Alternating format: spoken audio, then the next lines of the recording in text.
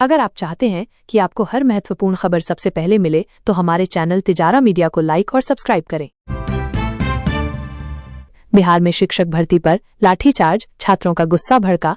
बिहार में शिक्षक भर्ती परीक्षा के अभ्यर्थियों ने पटना में सीएम नीतीश कुमार के आवास के पास प्रदर्शन किया, जिसमें उन्होंने भर्ती प्रक्रिया में पारदर्शिता की मांग की। पुलिस ने लाठीचार्ज कर भीड़ को तितर-बितर किया और कई छात्र घायल हुए। प्रदर्शनकारी डोमिसाइल नीति लागू करने की भी मांग कर रहे हैं। तेजस्वी यादव ने इस घटना को नीतीश सरकार की नाकामी बताया। बिहार में शिक्षकों के ट्रांसफर में रिश्वत का खेल। पटना में शिक्षक ट्रांसफर में बड़ा घोटाला सामने आया है, जहां 70,000 रुपए देकर मनचाही पोस्टिंग का खेल चल रहा है। कई शिक्षकों ने इस भ्रष्टाचार की शिकायत की है। सरकार ने जांच के आदेश दिए हैं, लेकिन शिक्षक यूनियन ने सख्त कार्रवाई की मांग की है। यह मामला बिहार की शिक्षा व्यवस्था पर सवाल उठा रहा है। यूपी में कोविड कर्मचारियों का स्थायीकरण। उत्तर प्रदेश के उप मुख्यमंत्री ब्रजेश पाठक ने ऐलान किया है कि कोविड के दौरान काम करने वाले 2,800 से ज्यादा कर्मचारियों को स्थायी नौकरी दी जाएगी। 2,200 कर्मचारी पहले ही समायोजित हो चुके हैं और बाकियों के लिए शासनादेश जारी हुआ है। ये फैसला एक उच्च स्तरीय मीटिंग के बाद लिया गया है। लखनऊ में डेंगू केस बढ़े, अलर्ट जारी। लखनऊ में डेंगू के मामले तेजी से बढ़ रहे हैं, जिसके बाद स्वास्थ्य विभाग ने अस्पतालों को अलर्ट मोड में रहने को कहा है। मच्छरों के खिलाफ फॉगिंग और जागरूकता अभियान शुरू किया गया है। डॉक्टरों ने लोगों से साफ सफाई रखने की अपील की है। पिछले हफ्ते 50 नए केस सामने आए। गया में कोविड का नया वेरिएंट, अलर्ट मोड में स्वास्थ्य विभाग। बिहार के गया में कोविड के नए वेरिएंट की खबर से हड़कंप मच गया है। सिविल सर्जन ने कहा है कि यह वेरिएंट कमजोर है, लेकिन सतर्कता जरूरी है। स्वास्थ्य विभाग ने टेस्टिंग और वैक्सीनेशन बढ़ा दिया है और लोगों से मास्क पहनने की अपील की है। अस्पतालों में बेड और दवाओं की व्यवस्था की जा रही है। बिहार में टीबी के मामले दोगुने, क्रश डाइटिंग बनी वजह। बिहार में पिछले 5 सालों में टीबी के मामले दोगुने हो गए हैं, खासकर संपन्न परिवारों में। स्वास्थ्य विशेषज्ञों ने क्रश डाइटिंग को इसकी बड़ी वजह बताया है। डॉक्टरों ने संतुलित आहार की सलाह दी है। सरकार ने मुफ्त जांच और इलाज के लिए अभियान शुरू किया है। तेज प्रताप की पोस्ट से बिहार में हंगामा। लालू यादव के बेटे तेज प्रताप की सोशल मीडिया पोस्ट ने बिहार में सियासी और मनोरंजन जगत में तूफान ला दिया है। उन्होंने अनुष्का के साथ रिलेशनशिप की बात कही, जिसके बाद उनके भाई आकाश यादव ने लालू परिवार को चेतावनी दी। ये विवाद अब सोशल मीडिया पर ट्रेंड कर रहा है।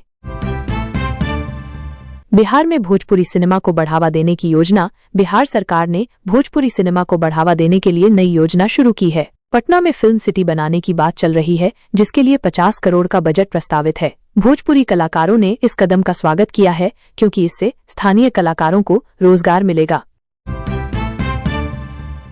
राजनाथ सिंह का पीओके पर बड़ा बयान। रक्षा मंत्री राजनाथ सिंह ने कहा है कि पीओके के लोग खुद भारत में शामिल होना चाहते हैं। उन्होंने कहा कि भारत केवल पीओके के मुद्दे पर पाकिस्तान से बात करेगा। ऑपरेशन सिंदूर के बाद ये बयान भारत की कूटनीति को मजबूत करता है। राहुल गांधी का बिहार दौरा, बीजेपी का विरोध। कांग्रेस नेता राहुल गांधी नालंदा के राजगीर में संविधान सुरक्षा सम्मेलन में शामिल हुए। बीजेपी ने उनके दौरे पर सवाल उठाए, कहा कि राहुल सेना के शौर्य पर सवाल उठाते हैं। जीतन राम मांझी ने तंज कसा कि लालू के राज में उनका अपहरण हो सकता था। यूपी में योगी सरकार की सख्ती, अपराधियों पर शिकंजा। सीएम योगी आदित्यनाथ ने गोरखपुर में फरियाद सुनी और अपराधियों के खिलाफ सख्त कार्रवाई का भरोसा दिलाया। उन्होंने कहा कि हर समस्या का समाधान होगा। पुलिस को अपराधियों पर नकेल कसने के निर्देश दिए गए। योगी ने जल संरक्षण पर भी जोर दिया।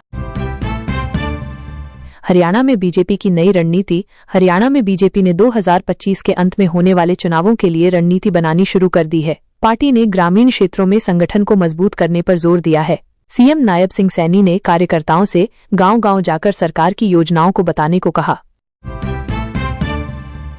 बिहार में युवाओं का जॉब कैंप में उत्साह।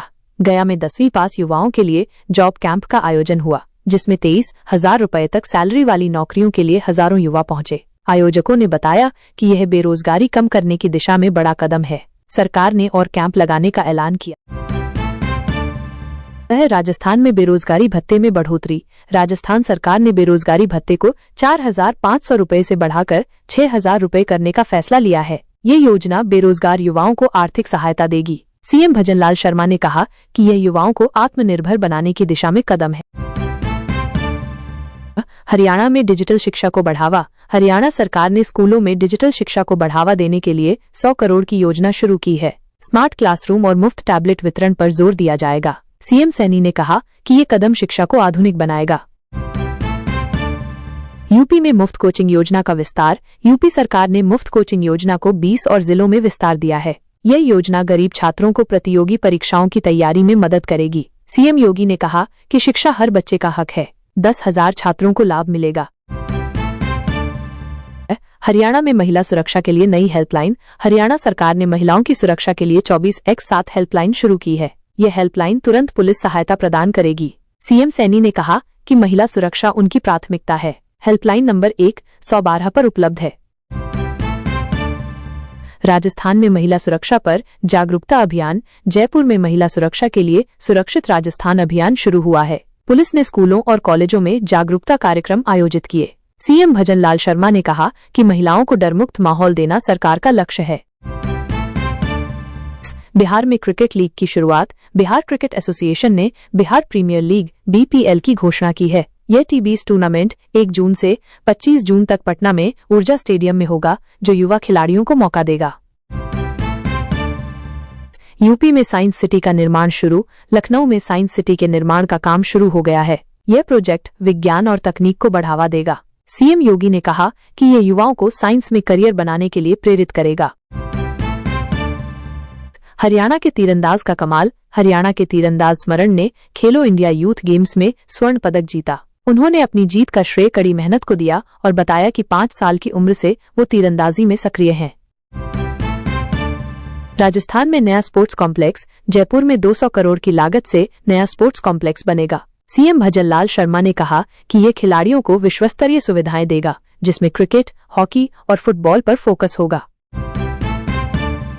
इस बिहार में तालाबों को UID नंबर। बिहार सरकार ने सभी तालाबों को UID नंबर देने की योजना शुरू की है। इससे जल स्रोतों की जानकारी तुरंत उपलब्ध होगी। यह योजना जल संरक्षण और ग्रामीण विकास को बढ़ावा देगी। पंचायत स्तर पर डेटा तैयार किया जा रहा है। यूपी में वक्फ संपत्तियों का रजिस्ट्रेशन। केंद्र सरकार ने यूपी में वक्फ संपत्तियों के रजिस्ट्रेशन के लिए उम्मीद पोर्टल लॉन्च किया है। इससे पारदर्शिता बढ़ेगी और संपत्तियों का दुरुपयोग रुकेगा। सीएम योगी ने इस कदम का स्वागत किया। राजस्थान में सौर ऊर्जा योजना। राजस्थान सरकार ने 50,000 घरों को सौर ऊर्जा से जोड़ने की योजना शुरू की है। इससे बिजली बिल में कमी आएगी और पर्यावरण को फायदा होगा। सीएम भजनलाल शर्मा ने कहा कि ये हरित ऊर्जा की दिशा में बड़ा कदम है। अगर आप चाहते हैं कि आपको हर महत्वपूर्ण खबर सबसे पहले मिले, तो हमारे चैनल तिजारा मीडिया को लाइक और सब्सक्राइब करें। हरियाणा में किसान सम्मान योजना। हरियाणा सरकार ने किसानों के लिए नई सम्मान योजना शुरू की है। इसके तहत छोटे किसानों को 12,000 रुपए सालाना सहायता मिलेगी। सीएम सैनी ने कहा कि ये योजना किसानों की आय बढ़ाएगी।